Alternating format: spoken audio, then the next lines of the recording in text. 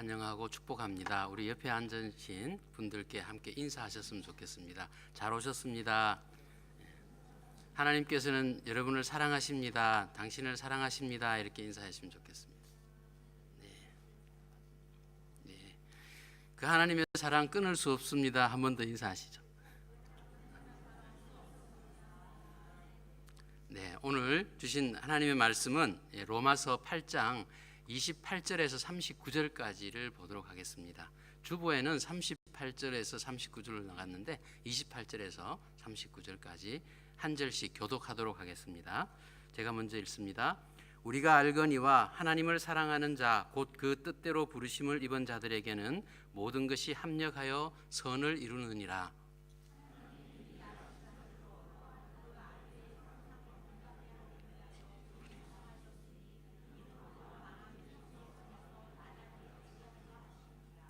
또 미리 정하신 그들을 또한 부르시고 부르신 그들을 또한 의롭다 하시고 의롭다 하신 그들을 또한 영화롭게 하셨느니라.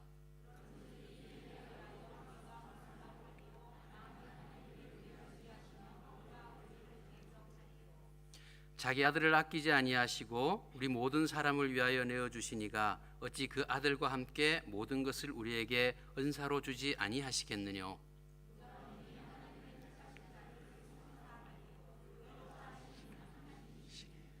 누가 정죄하리요? 죽으실 뿐 아니라 다시 살아나신 이는 그리스도 예수시니 그는 하나님 우편에 계신 자요 우리를 위하여 간구하시는 자시니라.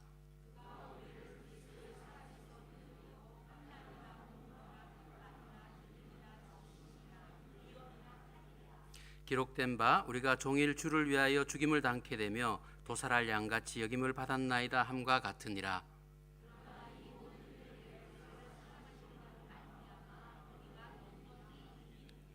내가 확신하노니 사망이나 생명이나 천사들이나 권세자들이나 현재일이나 장래일이나 능력이나 높음이나 깊음이나 다른 아무 피조물이라도 우리를 우리 주 그리스도 예수 안에 있는 하나님의 사랑에서 끊을 수 없으리라. 아멘. 네. 지난주에 저의 휴가 기간에 맞추어서 방문하신 장인을 모시고 남섬과 북섬의 일부를 여행을 하고 돌아왔었습니다. 여행하면서 하나님이 지으신 이 만물들을 이렇게 누리면서 다니는 여행객들, 이 여행객들을 보고 저희도 여행자로서 함께 지내면서 느낀 점들이 또 배운 점들이 있었습니다. 그 점들을 한번 잠깐 먼저 나누고 싶은데요. 여행자들이 그 여행을 동일한 여행을 하면서도 느끼는 감동들이 서로가 다 다를 수 있겠구나라는 것들을 배울 수 있었습니다. 그 몇 가지를 정리를 해보면 첫 번째가 뭐냐 하면 여행하는 사람들이 여행지에 대한 지식을 가지고 있지 않을 때는 감동이 덜할 수밖에 없겠다 하는 것을 배울 수 있었습니다. 제가 로토루아에 있는 레드우드 내셔널 파크를 방문했을 때입니다.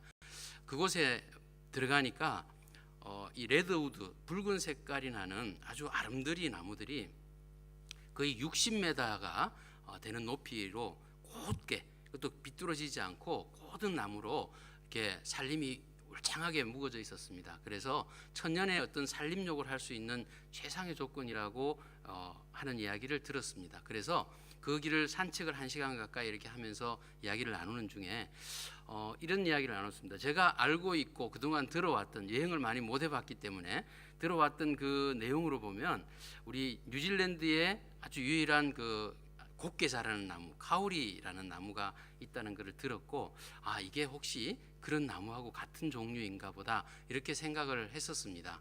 근데 장인께서 이렇게 말씀하셨어요. 미국에서도 이런 비슷한 나무를 본 적이 있는데 라고 이렇게 말씀을 하셨는데도 저는 그거를 대수롭지 않게 생각하고 그러세요. 여기 뉴질랜드니까 아마 뉴질랜드의 원산 나무가 아닐까요? 라고 말씀을 드리고 지나갔었습니다. 근데 여행에서 돌아와서 제가 다시금 자료를 한번 이렇게 찾아봤습니다. 찾아봤더니만 그 로토루아에 있는 레드우드 파크의 그 나무들은 2차 대전 전쟁 때 참전했던 우리 뉴질랜드의 젊은이들, 거기서 희생당했던 젊은이들을 추모하기 위해서 미국 캘리포니아에 있는 레드우드를 들여와서 여기에서 심어서 살림을 가꾼 그런 곳이라고 나와 있었습니다. 그리고 그 나무가 우리 이 토양이 너무 좋아서 너무나 잘 자라서 수목을 이루고 60m가 되는 높이를 직선으로 올라간, 그리고 아름드리 이런 나무고 숲으로 이루었다는 것을 알게 되었습니다. 그것을 보면서 만약에 제가 이 지식적인 부분들을, 내용을 다시금 찾고 확인하고 그렇게 하지 않았더라면 그냥 그 나무가 그곳에 있는 것은 뉴질랜드에서 자란 나무, 그냥 뉴질랜드산 수목이었겠구나라고 잘못 생각하고 그거를 다른 사람들에게도 그렇게 설명하고 이야기해 나가지 않았을까. 어떤 특별한 기회가 주어지기 전까지는 아마 잘못된 지식을 사람들에게 이야기하는 존재로 제가 있었지 않았을까 하는 생각을 해보았습니다.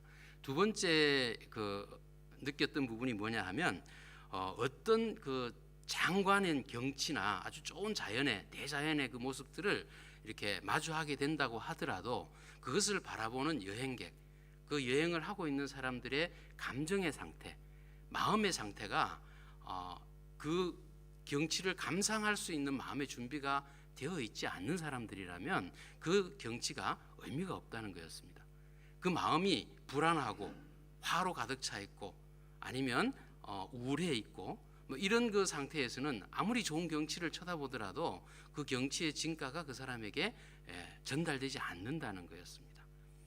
그 상황을 제가 이제 남섬의 퀸스타운에서 밀포드 사운드를 이렇게 방문했던 때에서도 느낄 수 있었던 게 4시간 운전을 해서 갔습니다. 가서 그곳에 거금을 들여서 그 크루즈를, 밀포드 사운드의 크루즈를 타고 이제 나갔습니다. 그곳에서 한국 단체 여행객과 일본 단체 여행객이 함께 승선을 했었는데 그 처음에 아나운스먼트를 하면서 이렇게 설명해 주는 그런 지식적인 부분들을 막 들으면서 모르고 그냥 봤을 때는 그냥 왔던 여행객들은 와, 이야, 대단하다, 절벽, 바다, 경치, 그것만 그냥 감탄사만 이렇게 토하는 그런 모습들이 있었지만 이 가이드들이 이렇게 차근차근 설명을 해주면서 이 지형이 어떻게 해서 생겨난 피어로드 지형이고 이곳의 사운드라는 의미는 무엇이고 또 어떤 특성을 가지고 있고 어떤 경치들을 가지고 있고 역사와 유래에 대한 것들을 쭉 설명해 주는 걸 들으면서 그 경치를 바라보았을 때는 그것을 느낄 수 있는 감각이 달라졌었습니다. 근데 그것이 이제 사운드 끝까지 가서 바다와 만나는 지점에 가니까 아무래도 파도가 거세게 일기 시작했고 배가 막 울렁울렁하니까 그때부터 경치를 잘 구경하던 사람들이 멀미를 하기 시작했습니다. 멀미를 하기 시작하고 속이 메스꺼워지고 구토가 나기 시작하고 하니까 그 상태, 건강 상태가, 몸의 상태가 이미 뒤틀어져 버리고 나니까 그 좋던 경치들이 그때까지 보던 감각으로 보여지지가 않는 겁니다. 그냥 엎드려져 있고 그냥 자기 몸이 먼저 회복되기를 바라는 마음, 눈에 들어오지 않는 거죠. 이야기가 들어오지도 않고. 그런 모습을 통해서 우리가 진짜 이 대자연의 경관들이나 자연은 언제나 세월이 지나도 그 자리에 그대로 있어 왔던 자연들입니다. 그런데 그것을 바라보는 여행객들이 어떤 마음 상태로, 어떤 감정의 상태로 그것들을 보느냐에 따라서 수많은 여행객들의 받아들여지는 그 추억들이나 경험들은 전혀 달라질 수 있겠구나 라는 생각들을 하게 되었습니다. 그리고 세 번째가 뭐냐면 마음의 준비가, 여행객들이 마음의 준비를 제대로 하고 와서 그 여행을 하지 않는다면 여행의 의미가 별로 없겠다라는 생각도 하게 되었습니다. 퀸스타운에 저녁에 다운타운에를 나가봤습니다. 그 다운타운에서 만날 수 있는 젊은이들이 여러 종류의 젊은이들이 있었습니다. 배낭을 메고 와서 그 도보로 걸어오기도 하고 아주 싼 차들을 이렇게 얻어서 타고 와서 경비를 절감하면서 온 그 친구들이 백패커해서 여러 나라에서 온 친구들이 만나서 짐을 내려놓고는 3355 나와서 바닷가에서 해변가에 앉아서 이렇게 3355 둘러앉아서 무엇인가 진지하게 토론하고 이야기하는 모습들을 군데군데서 볼 수 있었습니다. 우리 한국 청년들은 그렇게 비치에 모였다 하면 앞에 술잔들이 놓여 있을 수밖에 없는 환경인데 그들은 그렇지 않았습니다. 그들이 가지고 있었던 것은 술병이 아니라 음료수 잔이었고 과자 봉지였습니다.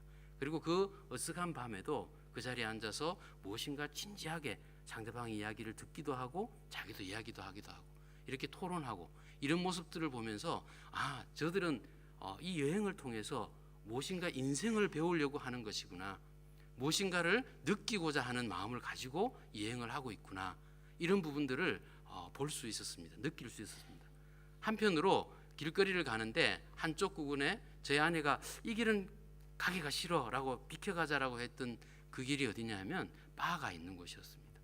그 앞에 가니까 이미 담배 연기가 바 안에서부터 막 흘러나오고 현란한 음악들이 막 이렇게 나오고 그 앞에서는 문신을 한 이런 덩치 좋은 사람들이 앞에서 서서 서성거리고 있고 아내를 지나가면서 헐깃 봤는데 담배를 물고 춤을 추고 있는 그런 음악에 맞춰서 춤을 추고 있는 젊은이들이 있는가 하면 담배를 물고 당구를 치면서 당구공에 집중하고 있는 이런 모습들이 밖에서 휙 지나가는데 보였습니다.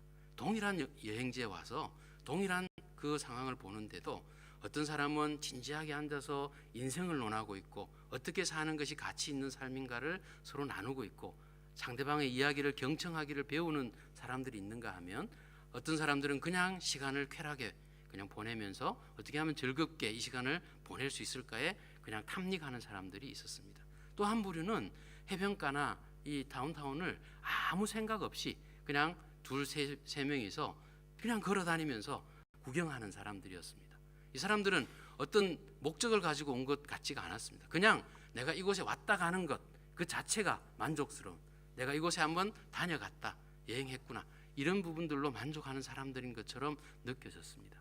그래서 이 여행을 통해서 진짜 동일한 여행을 하는 거지만 동일한 자연을 보고 경치를 보고 보지만 우리가 역사를 또 그곳의 지리와 환경을 공부를 하면서 봤을 때 우리가 얻어지는 것, 배우는 것이 다를 수 있겠구나.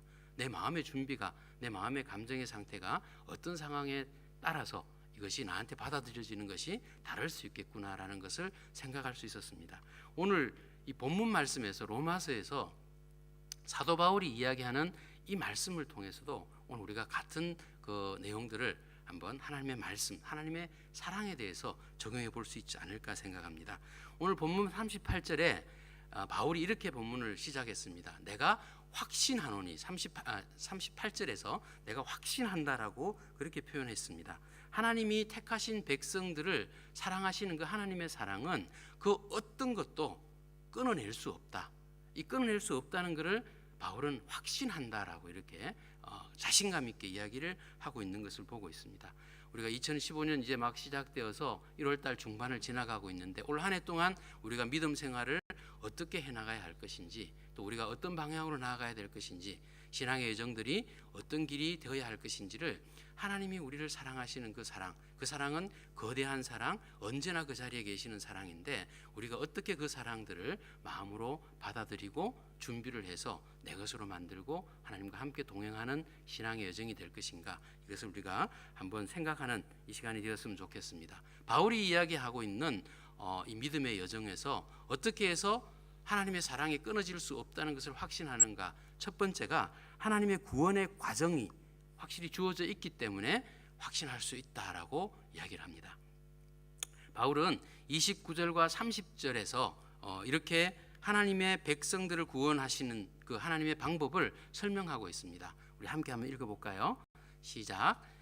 하나님이 미리 아신 자들로 또한 그 아들의 형상을 본받게 하기 위하여 미리 정하셨으니 이는 그로 많은 형제 중에서 맏아들이 되게 하려 하심이니라. 또 미리 정하신 그들을 또한 부르시고 부르신 그들을 또한 의롭다 하시고 의롭다 하신 그들을 또한 영화롭게 하셨느니라.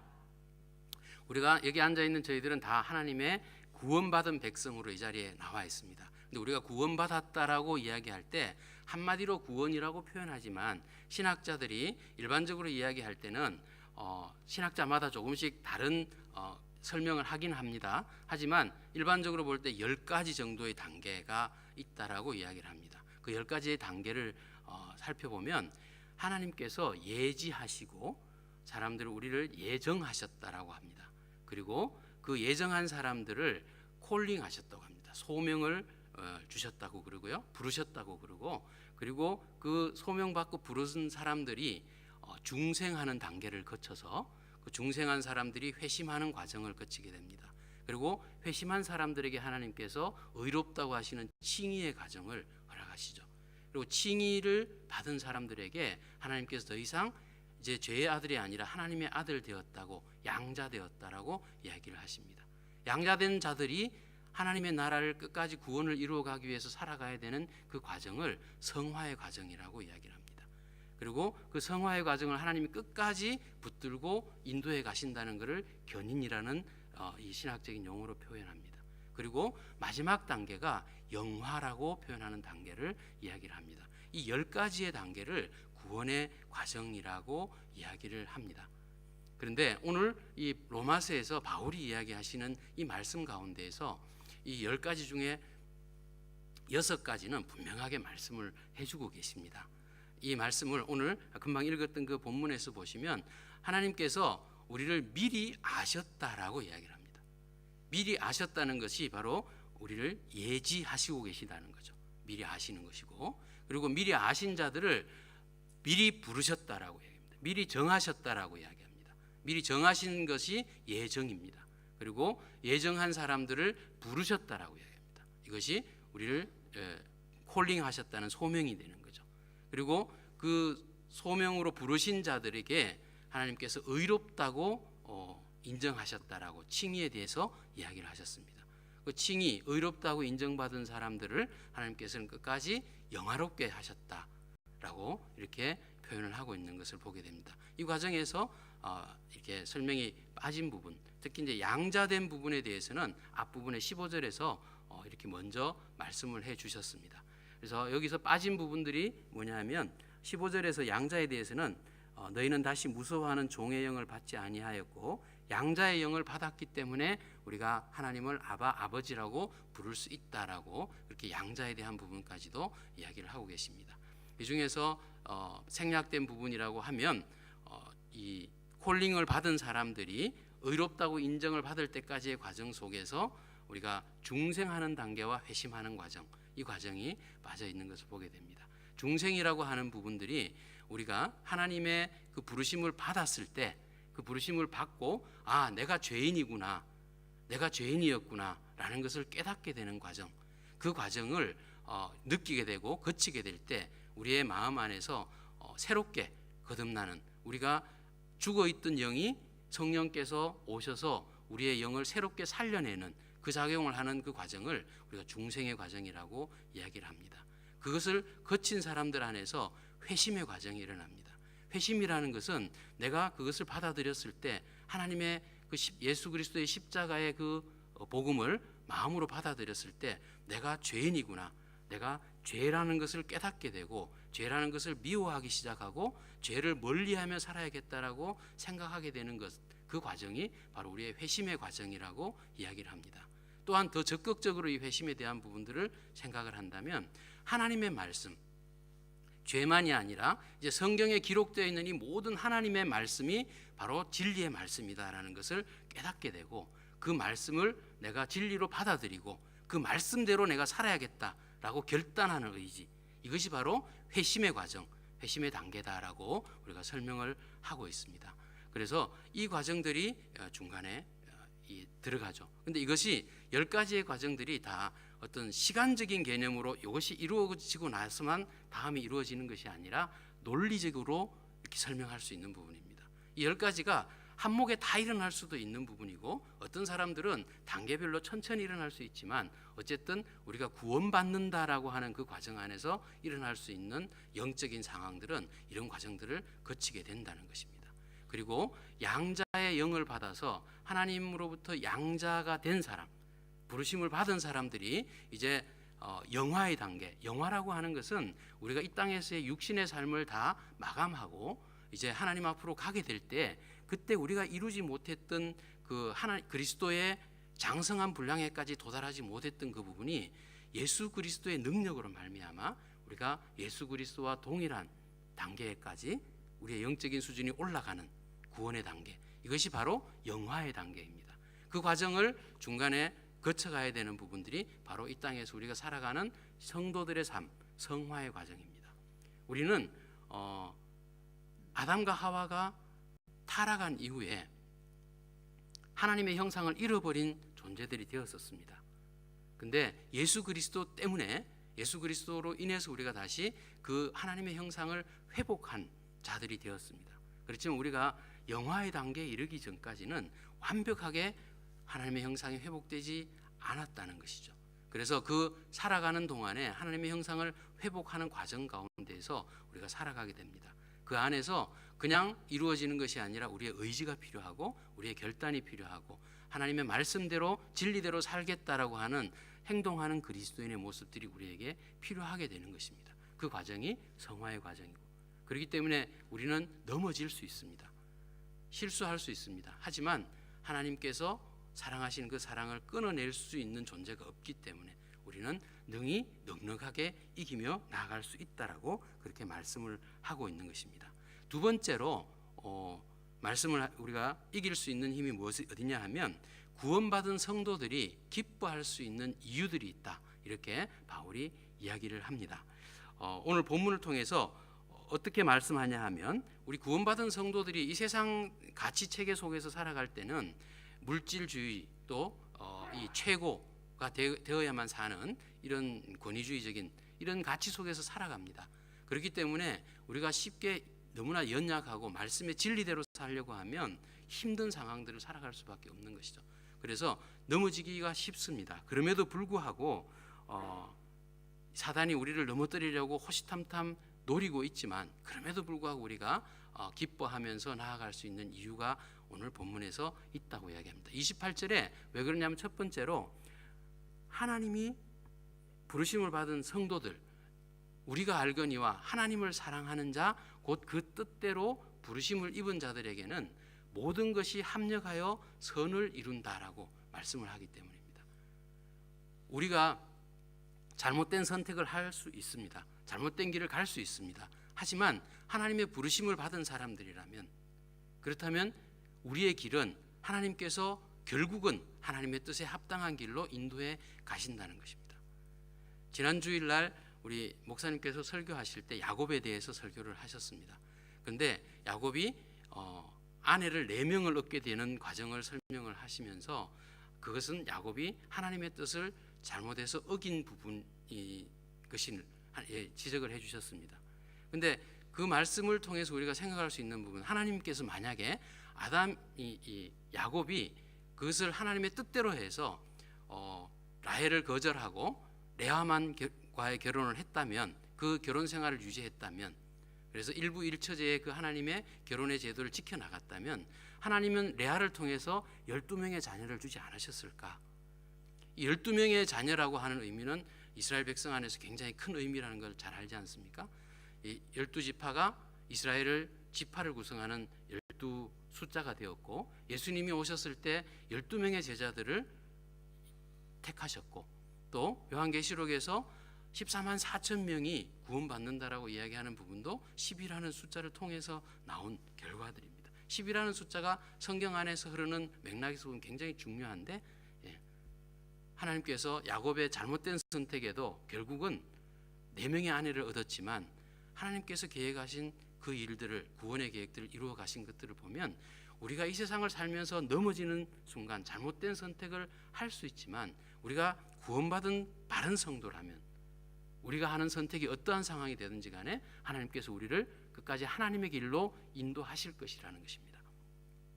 두 번째가 하나님께서는 30절 말씀을 통해서 오고 오는 세대 가운데에서도 하나님의 택하신 성도들을 반드시 영화롭게 하신다라고 이야기를 하셨습니다. 그들을 또한 영화롭게 하셨다라고 이야기합니다. 영화라는 것이 구원의 마지막 단계라고 하셨는데, 바울은 이 영화라는 단계가 우리가 이 땅에 살아가고 있는 현재의 과정에서 본다면 우리는 아직 미래에 다가올 상황입니다. 그럼에도 바울은 이 영화라는 표현을 할 때 과거 시제를 쓰고 있다는 것입니다. 바울이 얼마나 확신했는 부분인가를 알 수 있는 것이죠. 이미 영화롭게 하셨다라고 이렇게 표현한 것을 보면 하나님께서는 이미 모든 것들을 이루어 놓으셨다라는 것을 우리가 받을 수 있는 부분입니다. 세 번째가 뭐냐 하면 하나님이 우리 편이라는 것입니다. 사단이 우리를 공격하고 우리를 넘어뜨리려고 하지만 하나님께서 우리를 위하시고 있다. 우리를 위하시는 게 하나님이신데, 만물을 창조하시고 우리를 구속하시고 우리를 구원하신 그분이 우리를 위하시는데 누가 우리를 이길 수 있겠느냐? 그것 때문에 우리가 기뻐할 수 있다는 것입니다. 실수할 수 있음에도 우리가 의지적으로 기뻐할 수 있는 이유가 하나님 때문에 있다는 것입니다. 네 번째가 하나님께서 우리에게 모든 걸 다 주셨다는 것이죠. 아들까지도, 독생자 아들까지도 우리를 위해서 내어주신 그분이 우리에게 모든 것을 주시겠다고 약속하셨는데 우리에게 모든 것을 은사로 주지 않겠느냐라고 바울이 강조합니다. 우리에게 모든 것을 주실 것을 이미 결단하고 계시는 하나님 아버지, 그 하나님의 사랑을 우리가 알기 때문에 우리가 비록 부족하고 연약해도 하나님을 인해서 기뻐할 수 있다라고 이야기를 합니다. 다섯 번째는 하나님 34절을 통해서 보면 이렇게 이야기를 합니다. 누가 정죄하리요? 죽으실 뿐 아니라 다시 살아나신 이는 그리스도 예수시니 그는 하나님 우편에 계신 자요 우리를 위하여 간구하시는 자시니라. 우리가 죄 때문에 죽었던 존재입니다. 그런데 예수님께서 오셔서 우리를 대신해서 십자가에서 죽어주셨습니다. 그리고 그 죽음을 이기시고 부활하셨습니다. 그래서 생명이 되셨습니다. 그리고는 하늘에 올라가셔서 하나님 우편에서 우리를 위해서 간구하고 계시다고 분명히 성경에는 여러 차례 기록을 하고 있습니다. 우리를 위해서 사단이 우리를 공격하고 넘어뜨리려고 할 때마다 예수님이 우리를 위해서 기도하고 계시고 우리를 위해서 중보하고 계신다는 그 사실을 믿게 될 때 우리가 이겨내지 않을 수 없다는 것입니다. 기뻐하지 않을 수 없고 사단의 권세를 이겨낼 수 있다는 것입니다. 그래서 우리는 정죄받지 않았고 예수님께 때문에 우리가 죄 없다라고 그렇게 인정함을 받았다는 것입니다.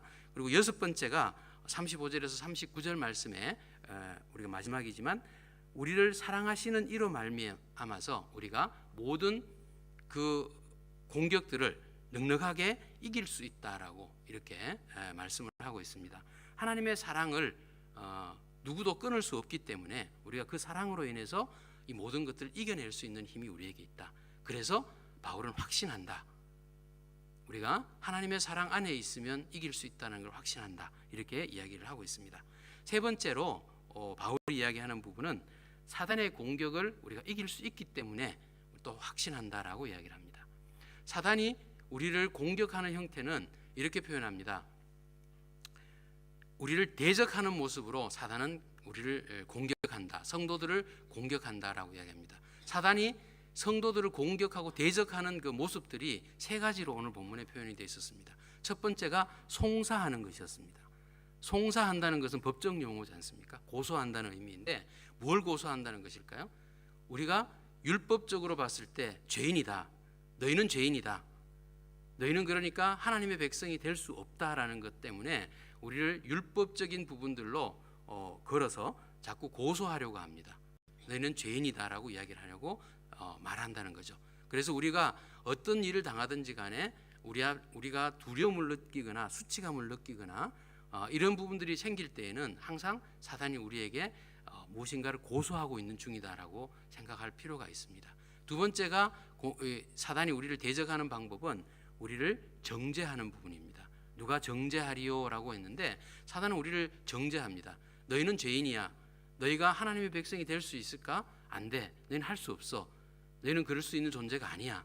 라고 늘 우리를 이렇게 정죄합니다. 하지만 이 정죄하는 부분들 하나님의 사랑 때문에 이미 그리스도 예수께서 이 부분들을 다 해결하셨기 때문에 죽으셨다가 살아나셨고 그 죽음을 이기셨기 때문에 그리고 우리를 죄 없다고 인정해 주셨기 때문에 우리는 정죄받지 않는 존재가 될 수 있다라는 것입니다. 그리고 세 번째로 우리를 대적하는 사단의 그 방법들이 뭐냐 하면 우리를 하나님의 사랑에서부터 자꾸 끊어내려고 합니다. 하나님의 사랑에서 우리를 끊어내려고 할 때 그 끊어내려고 하는 방법을 7가지를 제시를 하고 있습니다. 환난입니다.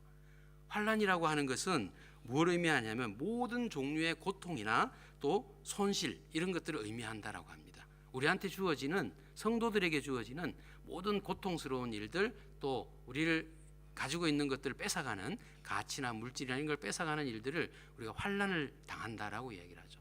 두 번째가 공고라고 이야기합니다. 공고라는 표현은 영어로 표현했을 때 하드십입니다. 어려운 점. 이 부분은 어떤 표현이냐면 우리가 내면적으로 당하는 공경, 염려, 걱정, 불안 이런 부분들을 공고함으로 사단은 우리를 자꾸 걱정하게 만듭니다. 염려하게 만들고 불안하게 만들고 이런 부분들을 통해서 하나님 날 사랑하지 않으신가 봐.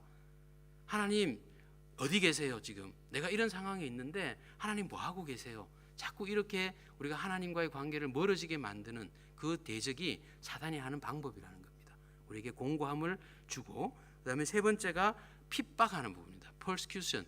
이 핍박하는 부분들은 어떤 무력적인 부분으로 부당하게 폭력을 통해서 고통을 주는 부분들이죠. 그러니까 핍박받는 것. 이게 요즘에 중동 지역의 기독교인들이 그냥 일반적으로 많이 당하고 있는 그런 모습들을 우리가 보게 됩니다. 네 번째가 기근입니다. 기근은 헐벗고 굶주리는 것을 의미하는 것이죠. 가난, 이런 것들을 줍니다.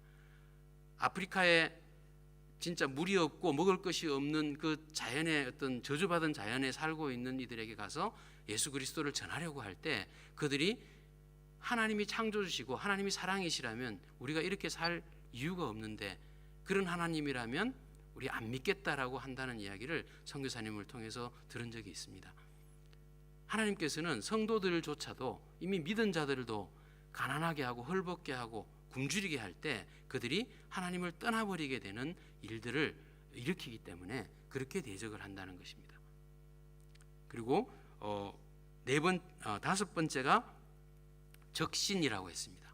적신이라고 하는 것은 붉은 몸이라는 뜻이죠. 그러니까 발가벗었다는 것을 의미합니다.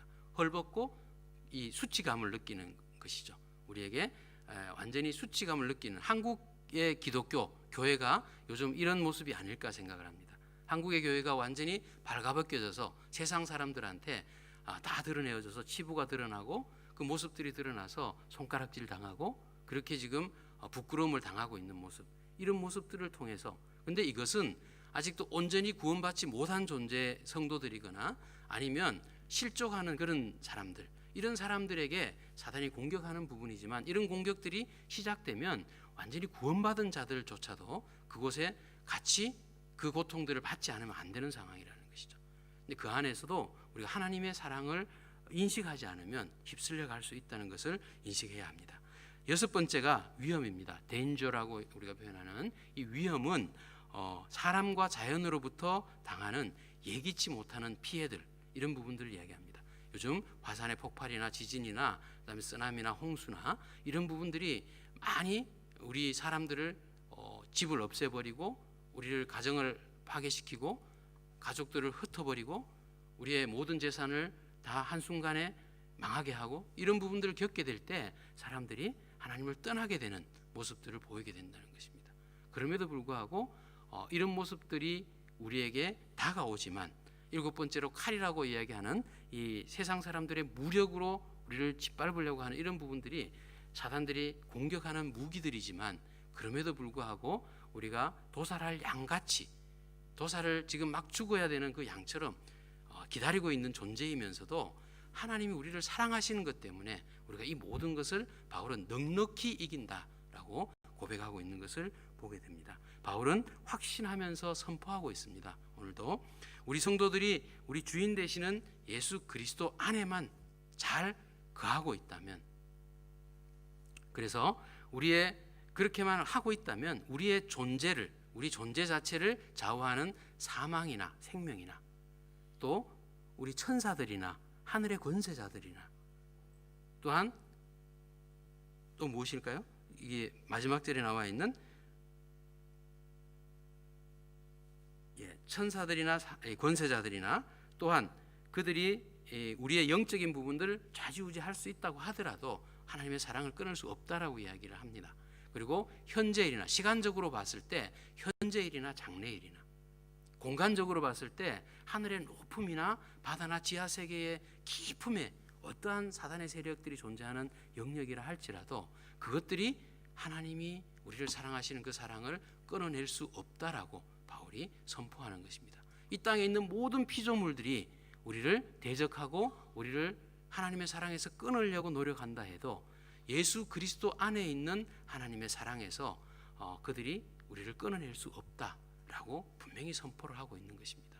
하나님의 사랑은 대자연이 여행객들 앞에 놓여 있는 것처럼 언제나 우리 구원받은 성도들 앞에 놓여 있는 하나님의 거대한 사랑입니다. 우리가 이 하나님의 거대한 사랑을 어떻게 누릴 것인가? 그것은 제가 여행에서 경험했던 그 부분들이 적용될 수 있는 부분이 아닌가 생각이 듭니다. 하나님을 알지 못한다면, 우리가 하나님에 대한 지식이 없다면, 잘못된 지식을 가지고 있다면, 바른 지식을 가지고 있지 못하다면 하나님을 바르게 누릴 수 없다는 것입니다. 하나님을 공부해야 되고 성경을 읽어야 하고 공부해야 되는 이유가 바로 여기에 있다고 생각이 됩니다. 공부해야 되고 하나님을 알아야 됩니다. 매일 큐티하고 하나님이 누구신가를 계속 묵상해야 되는 이유가 여기에 있습니다. 두 번째가 우리의 마음의 감정의 상태가 늘 분에 차 있거나 화가 나거나 감정을 컨트롤할 수 없는 상황, 이 상황으로 우리 자신들을 내어놓는다면 우리가 하나님의 그 사랑을 바르게 경험할 수 없다는 것이죠. 예수님께서는 심령이 가난한 자가, 애통하는 자가 복이 있다라고 이야기를 하셨습니다. 우리의 마음의 상태가 언제나 영적으로 갈급한 상태, 우리의 죄를 늘 생각하는 존재, 내가 어떤 존재인가를, 나의 정체성을 늘 묵상하는 사람, 이런 사람이 될 때 내가 어떤 존재이고 예수님이 나를 위해서 무엇을 하셨고 하나님이 나를 위해서 지금도 무엇을 이루어가고 계시는가, 이것을 늘 생각하고 있을 때 우리는 하나님을 누릴 수 있습니다. 세 번째로 우리가 마음의 준비를 바르게 하고 있을 때, 영적으로 우리가 하나님의 이 말씀대로 살겠습니다라는 마음의 준비를 하고 의지적으로 결단하는 그러한 내 자신이 되지 않으면, 나의 정체성을 바르게 확인하고 내가 어떤 존재인가, 구원받은 존재라는 확신을 가지고 내가 하나님 말씀대로 살겠습니다, 성령께서 내 안에 내주하고 계시는 그 하나님 앞에 내가 내 자신을 온전히 맡겨드리겠습니다, 성령님이 나의 주인이십니다, 이렇게 고백하며 성령 하나님의 말씀하시는 것에 민감하게 반응하는 저희들이 된다면, 그러면 우리가 하나님께서 언제나 우리에게 있는 존재하시는 그 하나님의 사랑, 그 하나님의 사랑을 진짜 누리면서, 친밀함을 가지고 누리면서 이 한 해를 승리하면서 살아갈 수 있을 것이라고 믿습니다. 우리 저와 여러분 모두가 이렇게 하나님의 사랑 안에서 하나님을 알아가고 마음에 준비하고 또 감정을 늘 심령이 가난한 자로, 애통하는 자로 이렇게 하루 한 해를 살아가며 한 해를 승리하고 하나님 앞에 영광을 돌려드리는 저와 여러분이 다 되시기를 주님의 이름으로 축복합니다. 네, 기도하겠습니다.